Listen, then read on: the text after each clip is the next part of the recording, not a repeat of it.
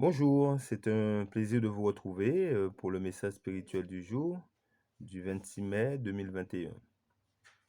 Soldats du Christ, par la parole de vérité, par la puissance de Dieu, par les armes offensives et défensives de la justice.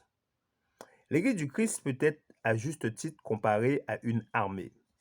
La vie de tout soldat est faite de peine, de labeur et de danger. De tous côtés rôdent des ennemis vigilants conduits par le prince des ténèbres, qui ne sommeille jamais et reste toujours à son poste. Chaque fois que des chrétiens se laissent aller à la somnolence, cet adversaire puissant lance une soudaine et violente attaque. À moins que les membres de l'Église ne soient actifs et vigilants, ils seront vaincus par ses artifices. Qu'arriverait-il si la moitié des soldats d'une armée se laissaient aller à la paresse ou au sommeil?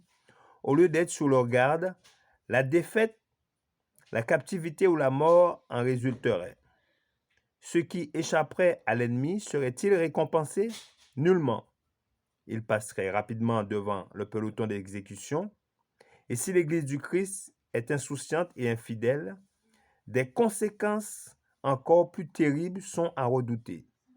Une armée de chrétiens endormis, quoi de plus lamentable?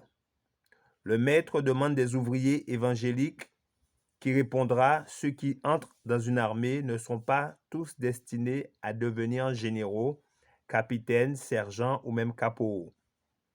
Tous n'ont pas la charge et les responsabilités du chef. Il y a des travaux de notre ordre à accomplir. Certains doivent creuser des tranchées, construire des fortifications, se tenir en sentinelle, porter des messages. Il ne faut que peu d'officiers, mais un grand nombre de soldats pour former les rangs d'une armée, et le succès dépend de la fidélité de chaque soldat. Nous devons individuellement combattre avec ferveur le bon combat de la foi. Des intérêts éternels sont en jeu. Revêtons l'armure de la justice, résistons au diable, et il fuira loin de nous. Comme Dieu nous l'a promis, l'Église doit mener une guerre agressive, faire des conquêtes pour Dieu et pour le Christ, sauver des âmes de la puissance de l'ennemi. Dieu et les saints anges sont engagés dans cette lutte.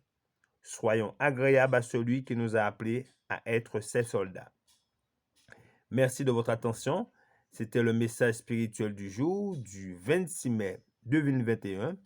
Que notre Créateur nous garde et nous bénisse. C'est là ma prière pour vous. Je vous dis à très bientôt.